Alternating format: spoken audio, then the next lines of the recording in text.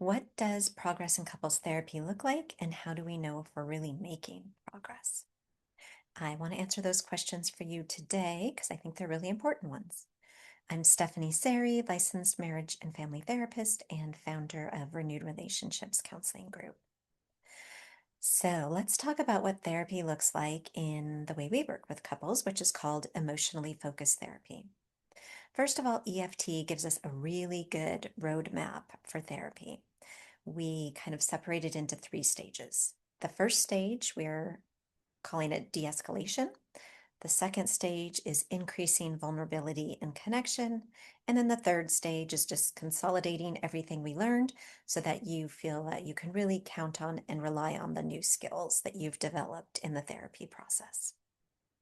So the first stage is called de-escalation, and that is where we're really working together to understand exactly where you get stuck with each other and what's happening there. So when you start to experience de-escalation, conflicts are going to feel less urgent. They're going to be less likely to get to the heightened place that likely brought you into therapy. And you're going to start recognizing the cycle as it starts to play out, which will allow you to start pausing. And you're also going to start understanding emotions under frustration. Most couples, when they get stuck in their cycle, go right to frustration, but there's all kinds of other emotions under there that aren't actually getting heard, recognized, acknowledged. So de-escalation is going to include all of those pieces. Less urgency in conflict, less likely to get to the heightened place that brought you into therapy, really starting to recognize your cycle as it plays out, and then getting more in touch with emotions under frustration. Once we achieve de-escalation, we're going to move into stage two. And that's where we start increasing connection and vulnerability, which is kind of all the warm and fuzzy stuff couples want in their relationship.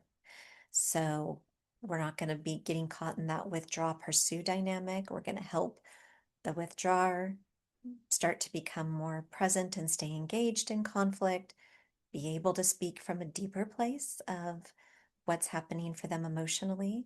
And the pursuer is going to feel less urgent and anxious and be able to also be in that slower pace with the newly engaged withdrawer. So this is the stage where your relationship is going to start feeling like we can actually count on each other here. I can go to my partner when I need to and have more trust they're going to respond to me in the way that I need. And then that is going to increase that feeling of being bonded and connected, and really create a new kind of tempo in your relationship. And then again, from there, we really do consolidate all this together and ensure that you feel solid in being able to use your new tools and skills in the relationship in good and bad moments. So just leaving you with that confidence moving forward. So I hope that gives you a sense of what progress looks like in therapy. All of our therapists are tracking that with you as we go along, so we're not keeping it a secretive or unclear thing. We're all together constantly looking at what progress are we making here.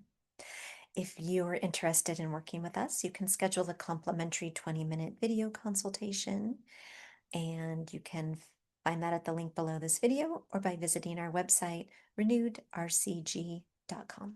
Thanks. Bye-bye.